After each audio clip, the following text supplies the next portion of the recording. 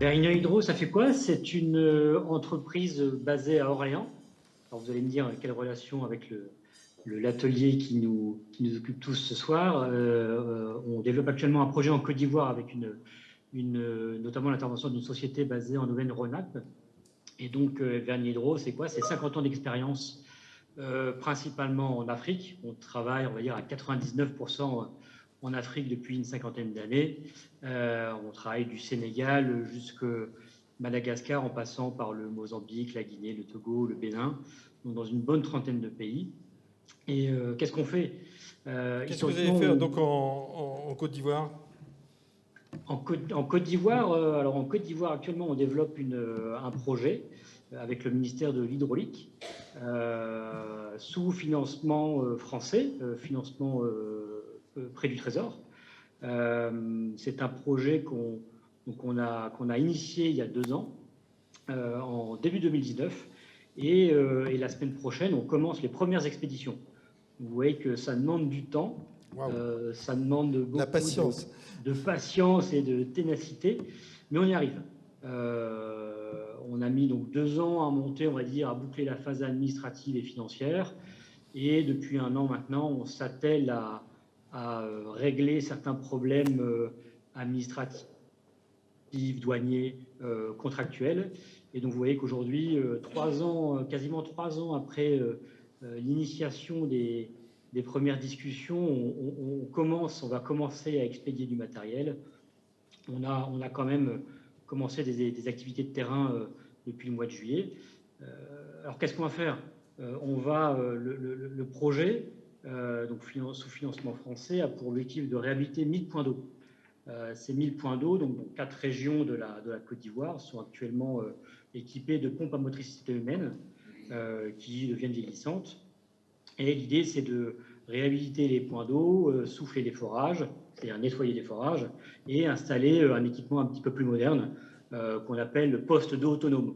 C'est tout simplement un système de pompage solaire donc qui fonctionne 100% au solaire, avec une pompe électrique immergée avec des modules photovoltaïques, et un petit réservoir de 4 mètres cubes qui sera fourni par cette entreprise basée en Auvergne-Rhône-Alpes qui s'appelle Aprotank.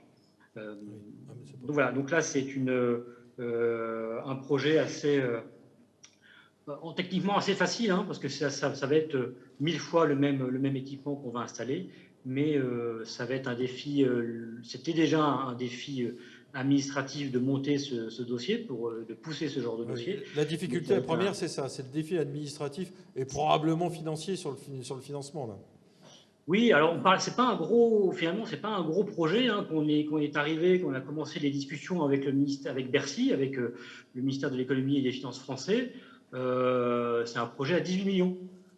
Mais par rapport à d'autres projets qui peuvent financer, on est un petit poussé hein, par rapport à ce qu'ils peuvent financer dans les routes, dans les ouvrages d'art, etc.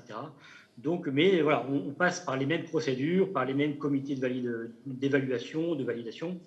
Donc, pour une petite PME que nous sommes, c'est quand même un bel investissement. On est une soixantaine de personnes et ça a mobilisé quand même pas mal de monde voilà, pendant 3 ans maintenant. Merci Baptiste. Alors, vous allez en faire d'autres des comme ça ou ça va vous occuper pendant 3 ans parce qu'il faut le déployer là quand même?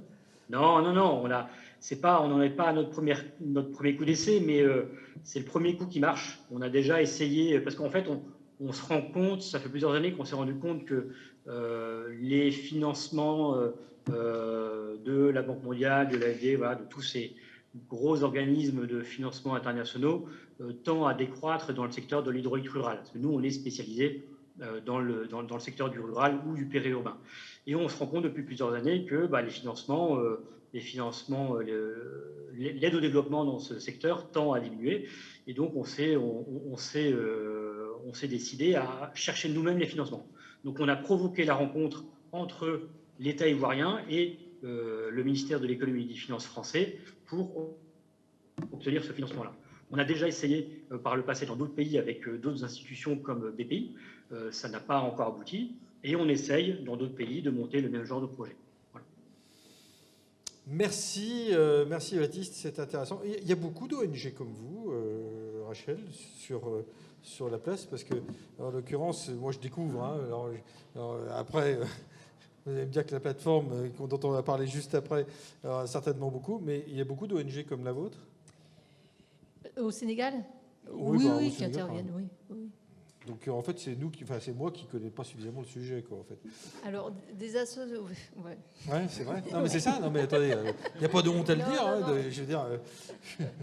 Non, mais c'est sympa. Donc ça veut dire qu'en fait, il y a beaucoup de collaborations potentielles entre des entreprises et des ONG qui sont faisables. Oui, ça c'est possible.